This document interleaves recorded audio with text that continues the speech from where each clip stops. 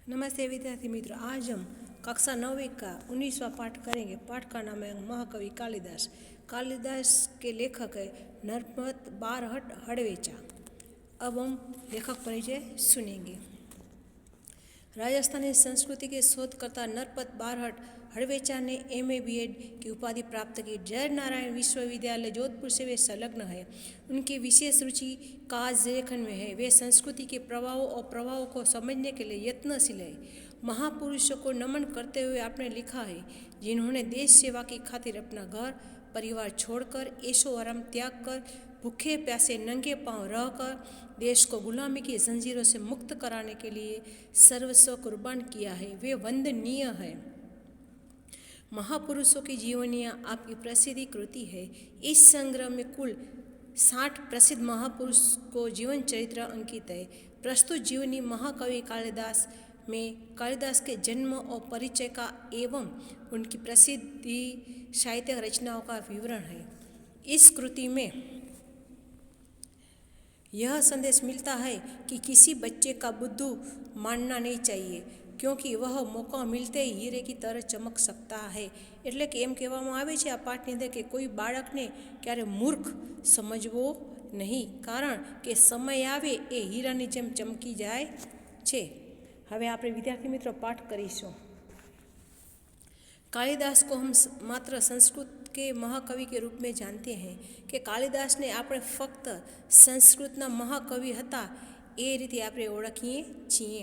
स्वयं महाकवि कालिदास ने अपने विषय में कुछ नहीं लिखा कि स्वयं महाकवि कालिदासे પોતાના વિષયમાં કાંઈ લખ્યું નથી, એટલે કે પોતાના વિશે કાંઈ લખ્યું નથી કે એનો જન્મ ક્યાં થયો છે, શું છે, એ કાંઈ લખેલું नहीं। हर्षचरित के शुरू में कवि बाण ने कालिदास का उल्लेख किया है कि हर्षचरितनी अंदर कवि बाणे छे एक कालिदास ने उल्लेख करेलो छे। इससे पता चलता है कि कालिदास बाण से पहले हुए। एनाथी आपणे खबर पड़े छे कि कालिदास छे ए बाण पहला थयेला छे, એટલે કે બાણ પહેલાં એનો જન્મ થયેલો છે। एक स्थान पर स्वयं कालिदास ने अपने अभिभावक के रूप में विक्रम का नाम उल्लेख किया है कि एक जगह स्वयं कालिदासे विक्रमना नामनो राजा विक्रमना नामनो उल्लेख करेलो छे। वह कौन सा विक्रम है, इस बात का अभी पूरी तरह पता नहीं चल पाया है कि कयो विक्रम राजा हतो ए हजी सुधी खबर पड़ी न हती।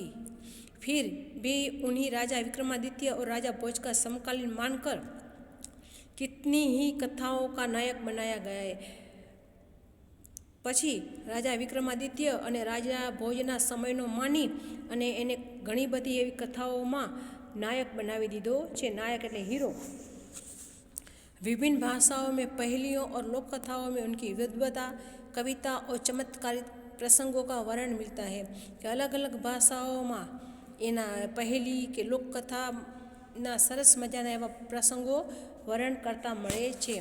जन्म और परिचय के कालिदासनो जन्म और परिचय शू एना विषे कुछ विद्वानों ने कालिदास का जन्म 365 ईस्वीसन तथा निधन 445 ईस्वीसन माना है कि केटलाक विद्वानों कालिदासनो जन्म 365 में तथा मृत्यु निधनનો अर्थ થાય मृत्यु 445 में થયેલું હોય એવું माने छे।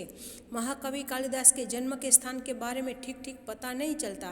कुछ विद्वानों ने उनका जन्म स्थान उज्जैन माना है, जो सही लगता है, क्योंकि मेघदूत में स्वयं कवि ने उज्जैनी को विशेष दर्शनीय कहा है और लंबा रास्ता पड़ने पर भी उधर से जाने के लिए बादल से अनुरोध किया है।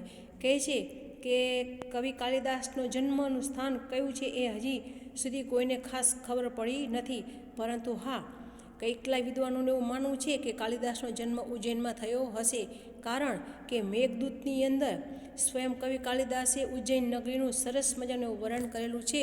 એના આધારે કહી શકાય કે કાલિદાસનો જન્મ ઉજ્જૈનમાં થયો હશે। उज्जैनी में उन दिनों राजा विक्रमादित्य का राज्य था। उज्जैनी अंदर ए दिवसों में राजा विक्रमादित्यનું राज्य હતું। वहाँ की प्रजा सब प्रकार से सुखी थी। साहित्य और कला की उन्नति चरम सीमा पर पहुँची थी। राजा विक्रमादित्य ने अपने नाम से ही विक्रम संवत चलाया था। समय समय पर उन्होंने सोने के सिक्के चलवाए थे। उनसे उनके राज्यकाल का ठीक ठीक पता चलता है। कैसे कि એ સમયની અંદર રાજા ખૂબ સુખી હતી. ત્યાં સાહિત્ય અને કળા એ તો બહુ જ સારી રીતે વિકસેલું હતું. એ રાજા વિક્રમાદિત્યએ પોતાના નામ ઉપરથી વિક્રમ સંવત ચલાવ્યું છે અને સમય પર સોનાના સિક્કા બનાવ્યા છે અને એના આધારે એના રાજ્યનો સમય શું હશે એ જાણી શકાય છે. विक्रमादित्य के शासनकाल में जितना वैभव देश में था, जितनी साहित्य तथा कला की उन्नति हुई उतनी कभी नहीं हुई. કે વિક્રમાદિત્યના સમયની અંદર જેટલો વૈભવ દેશમાં હતો તથા જેટલી સાહિત્ય અને કલાની ઉન્નતિ હતી એટલી ક્યારે થઈ નથી. एक से बढ़कर एक कवि, साहित्यकार और वैज्ञानिक इस युग में उत्पन्न हुए थे. कि एक थी વધીને એક એવા કવિ, સાહિત્યકાર અને વૈજ્ઞાનિકો જન્મેલા હતા. राजा विक्रमादित्य स्वयं साहित्य और संगीत के अच्छे जानकार थे. राजा विक्रमादित्य स्वयं साहित्य और संगीतना जाणकार હતા. संस्कृत भाषा की उन्नति भी इस काल में अधिक हुई. कि संस्कृत भाषा નો વિકાસ પણ આ સમયની અંદર વધારે થયો. अपने पूर्व जीवन में बुद्ध मानने जाने वाले कवि कालिदास विक्रमादित्य ने दरबारी कवियों में सर्वश्रेष्ठ है. कि एना ભૂતકાળના જીવનની અંદર એટલે કે બાળક હતા ત્યારે બધા લોકો કવિ કાલિદાસને બુદ્ધુ માનતા, પરંતુ વિક્રમાદિત્યના દરબારની અંદર એ બધા કવિઓમાં એ સર્વશ્રેષ્ઠ હતા. कालिदास के अतिरिक्त 8 और कवि भी दरबार में थे जो नवरत्न कहलाते थे. कालिदास सहित बीजा 8 कविओ पण हता, इन्हें नवरत्न कहवामां आवता हता. कालिदास के विषय में कहा जाता है कि वे युवावस्था तक निरक्षर थे. कि कालिदासना विषय कहेवामां आवे छे कि ए युवान हता त्यां सुधी ए अभण हता, एने कशुं आवडतुं नहीं. भणवा लिखवानुं पढ़वानुं ए कांईने आवडतुं नहोतुं. जिस डाल पर बैठते थे उसे ही काटते थे. એટલે જે डाल पर બેસતા એને જે કાપતા.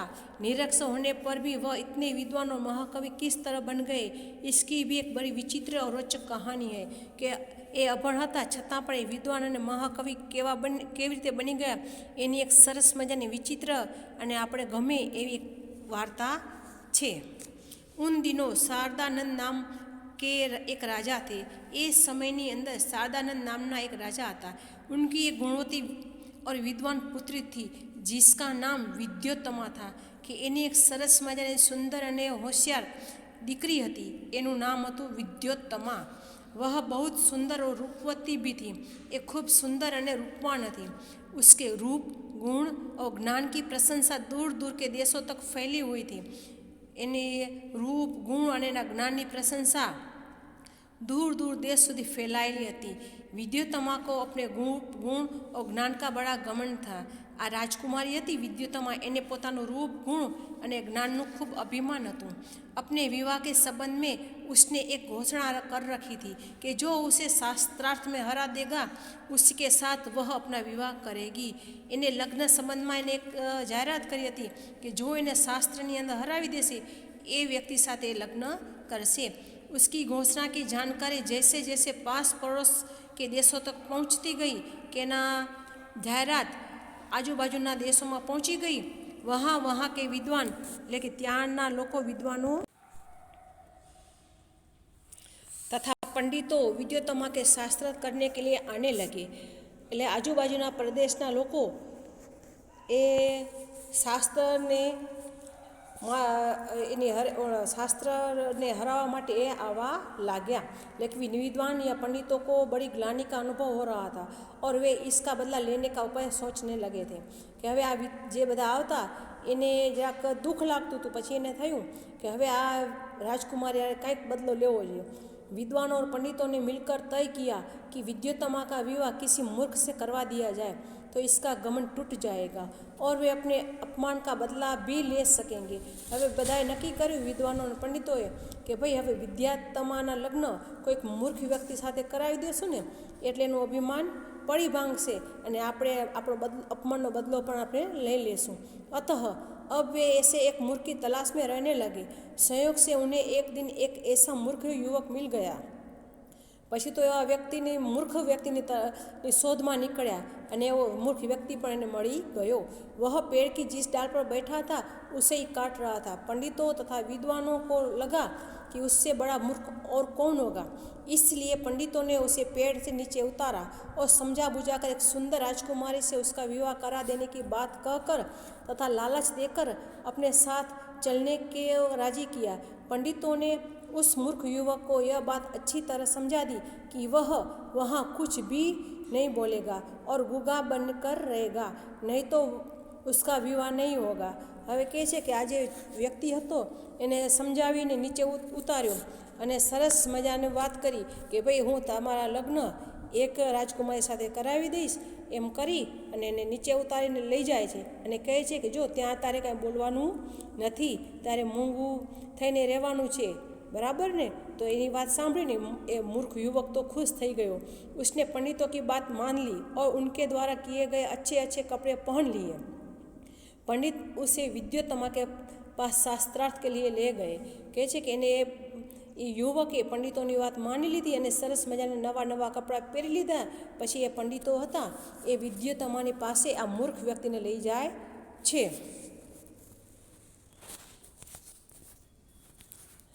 राजकुमारी विद्योत्तमा को उस मूर्ख युवक का परिचय देते हुए पंडितों ने बताया कि ये हमारे गुरु है और बहुत बड़े विद्वान हैं, शास्त्रों के जानकार है, आपके साथ शास्त्रार्थ करने यहाँ आए हैं, लेकिन उन दिनों मौन व्रत चलने के कारण ये संकेत से ही शास्त्रार्थ करेंगे। हवे कहे छे कि राजकुमारी ने कि भाई आज બધા એને મૂર્ખ યુવકને લઈ જાય છે અને એની ઓળખાણ આપે છે કે ભાઈ આ અમારા ગુરુ છે અને બહુ વિદ્વાન છે, શાસ્ત્રના જાણકાર છે, પણ અત્યારે એનું મૌન વ્રત ચાલે છે તો એ મૌનથી જવાબ આપશે। विद्योत्तमा पंडितों की ये छल भरी बातें नहीं समझ सकी और शास्त्रार्थ के लिए तैयार हो गई। उसने युवक को एक उंगली दिखाई जिसका भाव था कि ईश्वर एक है। उस मूर्ख युवक ने समझा कि यह एक मेरी आँख फोड़ डालना चाहती है। उसने 2 उंगलियां दिखाते हुए उसकी दोनों आँखें फोड़ डालने का संकेत दिया।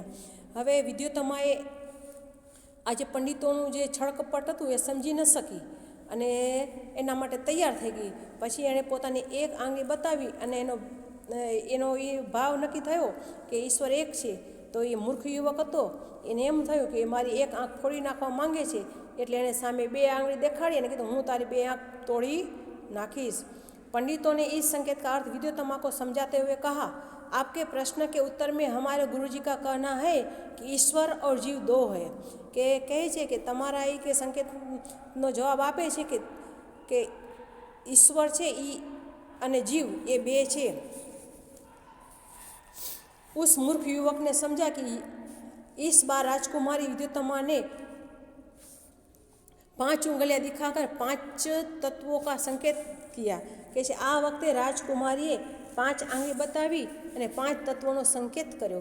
उस मूर्ख ने समझा कि वह मेरे मुंह पर तमाचा मारने का संकेत कर रही है। હવે मूर्ख ने એમ લાગ્યું કે મને તમાચો મારવા માટે संकेत करे છે। उसने मुट्ठी बांधकर तमाचे का जवाब गुस्से से देने का संकेत दिया। હવે એને તમાચાનો જવાબ મુઠ્ઠી બાંધી અને ગુસ્સો મારવાથી ઢીકો મારવો કે ને આપણે ગુસ્સો મારવાથી संकेत દીધો। पंडितों ने इस बार भी विद्योत्तमा को इस संकेत का अर्थ बताते हुए कहा, आपने 5 उंगलियों से 5 तत्वों का संकेत किया था, लेकिन हमारे गुरुजी का कहना है कि 5 तत्वों से के मिलने से ही सृष्टि का निर्माण होता है, अलग अलग रहने में नहीं। कि हमारा गुरुजी कहे छे कि आ 5 तत्वों मळीने ज सृष्टिનું निर्माण थाय छे, अलग अलग नहीं। इस तरह उपरोक्त शास्त्रार्थ में विद्योत्तमा ने उस मूर्ख युवक से अपनी हार मान ली और दोनों का विवाह धूमधाम से पंडितों ने करवा दिया। एक दिन की बात है, एक ऊँट की बोली सुनकर वह मूर्ख युवक अपना मौन व्रत भूलकर यकायक बोल रहा, उठ उठ। एक दिवस ए मूर्ख युवक ऊँटने जोई અને પોતાનું મૌન વ્રત ભૂલી અને બોલી ઉઠ્યો કે ऊँट ऊँट। उसको बोलते सुनकर विद्योत्तमा चौंक उठी। उससे पता चला कि उसका पति कोई विद्वान पंडित नहीं बल्कि एक बहुत बड़ा मूर्ख है। એને સાંભળી અને વિદ્યોત્તમાને આશ્ચર્ય થયું અને થયું કે એનો પતિ છે એ કોઈ પંડિત નથી પણ મૂર્ખ માણસ છે। पंडितों की छल भरी बातों का अर्थ अब उसकी समझ में आया। पंडितों की छड़ कपटनी बात हवे एनी समझ में आई। विद्योत्तमा को बहुत मानसिक दुख पहुंचा और उसने अपने महल में कालिदास के प्रवेश पर रोक लगा दी और द्वार बंद कर दिए। अब विद्योत्तमा ने बहुत दुख थयुं अने एणे पोताना महलनी अंदर कालिदास ने प्रवेश करवा पर रोक लगावी लीधी अने दरवाजा बंद करावी दीधा। कठोर उपासना से उसे माँ काली का वरदान प्राप्त हुआ और उसे काली का दास होने के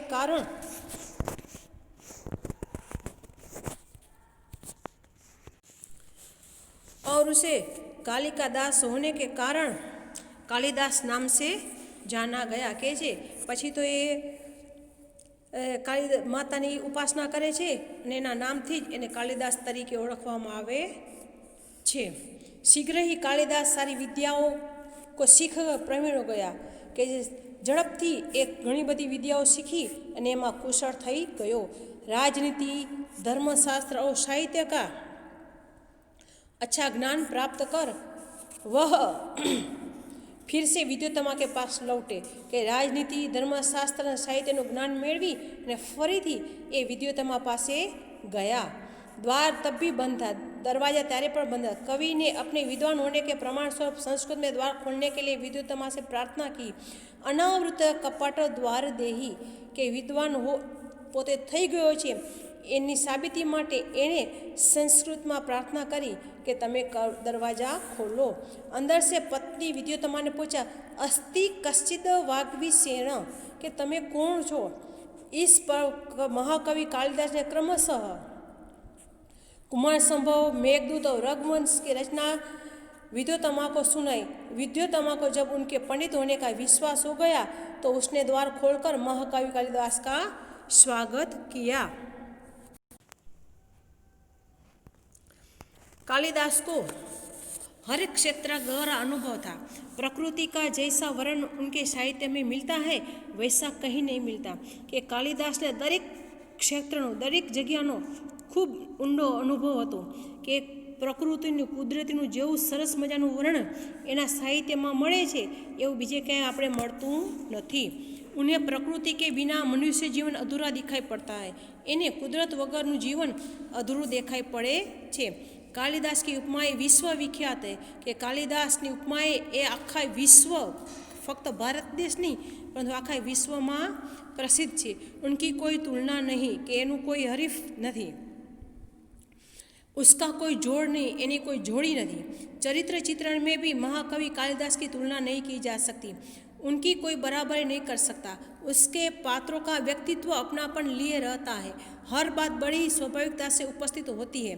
कालिदास अपने काव्य तथा नाटक के द्वारा बार बार यही बताना चाहते हैं कि राजा प्रजा का शासक ही नहीं उसका रक्षक और पिता भी है। कि कालिदासे पोताना काव्य ने नाटक में वारंवार ये जणावे छे कि राजा छे ए प्रजानो शासक नहीं परंतु एक रक्षक और पिता समान छे। उन दिनों समाज में नारी का क्या स्थान था इस बात का पता भी हमें कवि कालिदास की रचनाओं में मिलता है कि ए समय स्त्रीનું શું સ્થાન હતું એના આધારે પણ આપણે કવિ કાલિદાસની રચનાઓમાં જોવા મળે છે કે એ સમયે સ્ત્રીનું શું સ્થાન હતું समाजમાં। समाज में नारी को सम्मान और श्रद्धा की दृष्टि से देखा जाता था और उसे नृत्य, संगीत, चित्रकला आदि की शिक्षा दी जाती थी कि इस समय ની અંદર નારીને સન્માન અને શ્રદ્ધાથી જોવામાં આવતું હતું। તેમને નૃત્ય અને સંગીતનું પણ શિક્ષણ આપવામાં આવતું હતું। महाकवि कालिदास के 7 प्रमुख ग्रंथ हैं। उनमें से पहला ग्रंथ है ऋतुसंहार। यह एक उत्तम काव्य है। इसमें कालिदास ने अपनी सूक्ष्म दृष्टि का परिचय दिया है। ऋतुओं का तथा प्रकृति का जितना सुंदर चित्रण काव्य में है उतना कालिदास के अन्य ग्रंथों में नहीं है। ये कालिदास से एना मुख्य 7 ग्रंथ है। एમાં સૌથી પહેલું છે ઋતુસંહાર। એની અંદર કાલિદાસે ખૂબ ઝીણવટ દ્રષ્ટિથી પ્રકૃતિનો પરિચય આપ્યો છે અને એક સરસ મજાનું સુંદર એમાં ચિત્રણ કાવ્યની રચના કરી છે કે એના જેવો ગ્રંથ ક્યાંય બીજે છે नहीं। मालवी काग्नि मित्र कालिदास का दूसरा ग्रंथ और नाटक है कि मालवी काग्नि मित्र एक कालिदास ने बीजो ग्रंथ और नाटक है। उसमें 5 अंक और विदिशा के राजा अग्निमित्र तथा विदर्भ के राजकुमार मालविका की प्रेम कथा है। एनी अंदर विदिशाना राजा अने एनी राजकुमारी मालविकानी प्रेम कथा है। तीसरा ग्रंथ है विक्रमोर्वशी कालिदास का दूसरा नाटक है। इसमें 5 अंक है तथा महाराजा पुरुरवा और उर्वशी की प्रेम कथा का चित्रण किया गया है। कुमार संभव का काव्य है और इसमें शिव पार्वती के विवाह से लेकर कुमार कार्तिकेय के जन्म और उसके द्वारा तारकासुर के वध तक की कथा का वर्णन है। मेघदूत कालिदास का 5वां ग्रंथ है। यह भी एक खंड काव्य है और इसके शुरू में कालिदास ने बादल को दूत बनाकर कुबेर की नगरी अलकापुरी तक का मार्ग बताया है। इसके उत्तरार्ध में यक्ष ने अपनी वीरहीन प्रिया को पहचानने के उपाय मेघ को बताए हैं और अपना संदेश दिया है।